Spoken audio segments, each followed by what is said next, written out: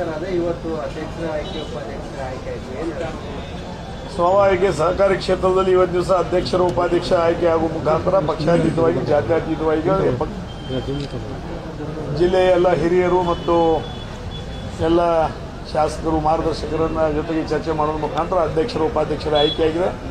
ಇವತ್ತು ಯಾರು ಚುನಾವಣೆ ಗೆದ್ದಿಲ್ಲ, ಯಾರು ಸೋತಿಲ್ಲ, ಸಹಕಾರಿ ಕ್ಷೇತ್ರ ಇವತ್ತು ಗೆದ್ದಿದೆ ಅನ್ನೋ ಮಾತನ್ನು ಹೇಳಲಿಕ್ಕೆ ಇಚ್ಛೆ ಇಷ್ಟು ವರ್ಷ ರಾಜಕೀಯವಾಗಿ ಬಿಜೆಪಿ ಮಟ್ಟ ಗೆದ್ದಲಿತ್ತು. ಈ ಎಲ್ಲ ಚುನಾವಣೆಯಲ್ಲಿ ರಮೇಶ್ ಕತ್ತಿ ಒಂಟಿ ಆದ್ರ ಅಂತ ಯಾರು ಒಂಟಿಯಾಗಿಲ್ಲ. ಅಂದರೆ ಇದರರ್ಥ ಈಗ ಯಾರಿಗ್ಯಾರು ಒಂಟಿಯಾಗೋ ಪ್ರಶ್ನೆನೇ ಇಲ್ಲ.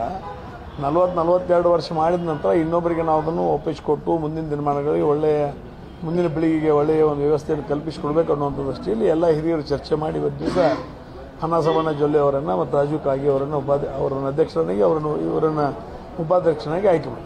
ಮೊನ್ನೆ ರಮೇಶ್ ಜಾರಕಿಹೊಳಿ ಬಂದಿರುತ್ತೆ, ಒಂದು ಮಾತು ಹೇಳಿದೆ, ರಮೇಶ್ ಕತ್ತಿ ಅವರ ಜೊತೆ ಇನ್ನೂ ಸಂಬಂಧ ಒಳ್ಳೆಯದಿದೆ, ಇದೆಲ್ಲ ಏನು ಘಟನೆಗಳಾಗಿದೆ ಎಲ್ಲ ಘಟನೆಗಳಾಗಬಾರ್ದು ಅನ್ನೋಂಥ ವಿಚಾರ, ಚುನಾವಣೆ ಸಂದರ್ಭದಂಥ ಘಟನೆಗಳೇನಿರ್ತಲ್ಲ, ಮಾತಿನ ಸಮರಗಳೇನಿದೆ ಅವೆಲ್ಲ ಆಗಬಾರ್ದು. ಅದು ಆಗೋ ಸಂದರ್ಭದಾಗ ಹೊರಗಿರೋದು ಮತ್ತು ಅದೆಲ್ಲ ಮುಗಿದ್ಕೊಳ್ಳಿ ಬಂದು ಹೇಳೋದು, ಮತ್ತು ಇದನ್ನು ಬಿಟ್ಟು ಮತ್ತೇನು ಮಾಡ್ತಾನೆ ನಾವು ನಿಮ್ಮ ಜೊತೆ ಮಾತಾಡಿದ್ರೆ ಸರ್ ಮಾತುಕತೆಗೆ ಅದಕ್ಕೆ ರಾಜಕಾರಣದ ಏನು ಕೊಡ್ಲಿಕ್ಕೆ ಕೊಡುವಲ್ಲಿ ತೊಗೊಂಡು ಮಾತುಕತೆಗೆ ಅದಕ್ಕೆ ಏನು ಸಂಬಂಧನೇ ಆಗಿಲ್ಲ.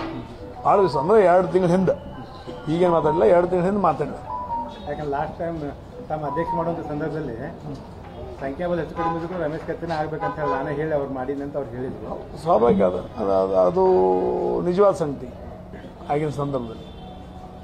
ತಮ್ಮ ಮಾತಿನ ಮೇಲೆ ಹಿಡಿತಾ ಇರಬೇಕು ಅಂತ ರಮೇಶ್ ಜಾರಕಿಹೊಳಿ ಅವರು ಹಿರಿ ಈಗ ಲಕ್ಷ್ಮಣ ಸವದಿ ಕೊಟ್ಟರು ಸ್ವೀಕಾರ ಮಾಡಬೇಕು, ಅಣ್ಣಾಸಾಬ್ ಜೊಲ್ಲೆ ಕೊಟ್ಟರು ಸ್ವೀಕಾರ ಮಾಡಬೇಕು, ರಾಜು ಕಾಗಿ ಕೊಟ್ಟರು ಸ್ವೀಕಾರ ಮಾಡಬೇಕು, ರಮೇಶ್ ಜಾರಕಿಹೊಳಿ ಹೇಳಿದ್ರು ಸ್ವೀಕಾರ ಮಾಡಬೇಕು. ಹಿರಿಯರು ಇವತ್ತು ಮಾರ್ಗದರ್ಶನ ಮಾಡಿದ್ರೆ ಅದು ಸ್ವೀಕಾರ ಇವತ್ತು ದಿವಸ ಒಬ್ಬ ಅನುಭವ ಮಾತಿನಿಂದ ಹೇಳ್ತಾರೆ, ಅದು ಸ್ವೀಕಾರ.